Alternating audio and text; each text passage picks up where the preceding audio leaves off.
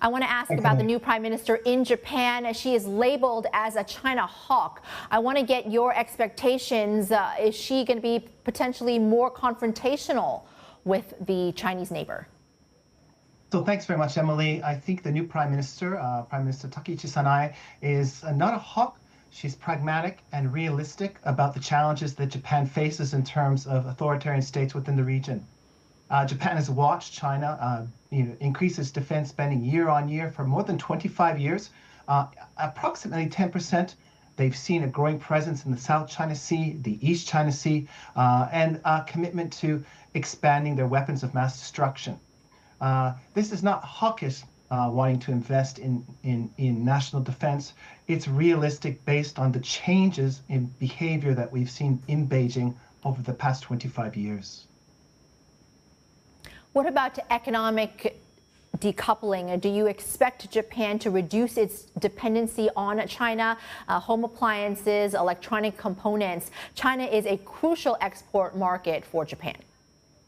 Absolutely. The challenges that exist between the two countries are also based on the bedrock of their trade relationship. In 2022 and 2023, about $380 billion of bilateral trade existed between China and Japan, and this is by and large equal. This suggests that they both benefit from a strong trading relationship with each other. In that sense, I think Prime Minister Takaichi will take a card from her mentor, the late Prime Minister Shinzo Abe, of engaging in China, but also engaging that in China, but investing in resilience and deterrence. And what I mean by investments in resilience is selectively diversifying away from the Chinese market on dual-use technologies, those that are used for civilian and military use, but also in sensitive areas that could potentially be weaponized to penalize or punish Japan if there's disagreements. We've seen this process occurring not just under Xi Jinping, but it's been occurring since the early 2000s, where Japan recognized that too much investment in the Chinese-based production network opens up Japan to vulnerabilities of monopolization or weaponization of supply chains. And this is why we see initiatives such as the China Plus One initiative, long-term investment in Southeast Asia, India, Europe, but also investing in those traditional partners such as the US, Canada, Australia, and New Zealand. We've seen Takaichi making regular visits to the Yasukuni Shrine. This usually does spark protest from neighbors like China and South Korea. Are there any potential flashpoints that you're going to be looking out for? So on the Yasukuni issue, she's already, again, demonstrated that pragmatism and realism in terms of, how damaging this could be for bilateral relations between Japan and China and South Korea. I don't think she wants to jeopardize the tremendous progress that's been made between South Korea and Japan bilaterally, but also in trilateral partnerships with the United States, in which they engage in joint security cooperation to deal with the challenges of weapon proliferation on the nuclear on North Korea. She doesn't want to, again, negatively affect the trade relationship between China and Japan as well.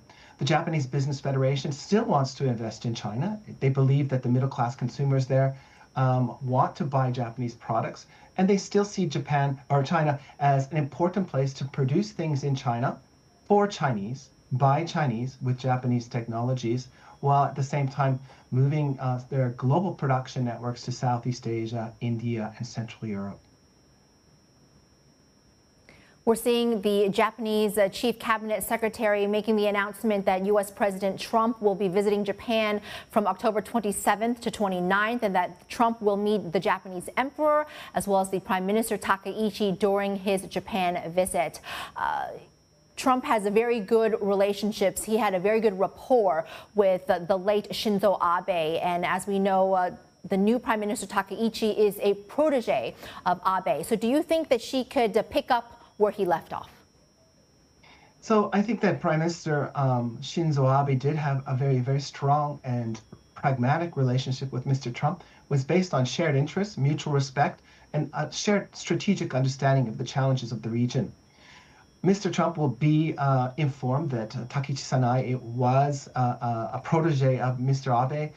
She should use this as political capital to demonstrate that she's following a similar track of how to engage with the United States and the primal importance of the United States, not only for Japan, but she's going to continue to articulate, as Prime Minister Abe did, that Japan is a key partner in making America great again.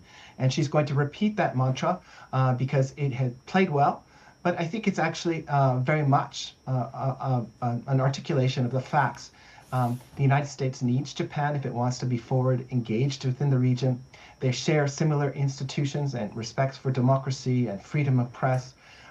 They also have many joint defense commitments aside from the US-Japan alliance in terms of developing defense-related technologies and dealing with the growing challenges associated with the status of Taiwan and the cross-strait issues. How does Taiwan fit within the puzzle? Her herself has said that Taiwan is a precious friend, but she echoes the late Prime Minister Shinzo Abe's view that a Taiwan contingency is a threat to Japanese security, and as a result, Japan will continue to invest in peace and stability across the Taiwan Strait and try to encourage both sides to find a path towards peace and stability that's based on both sides engaging in diplomacy and dialogue.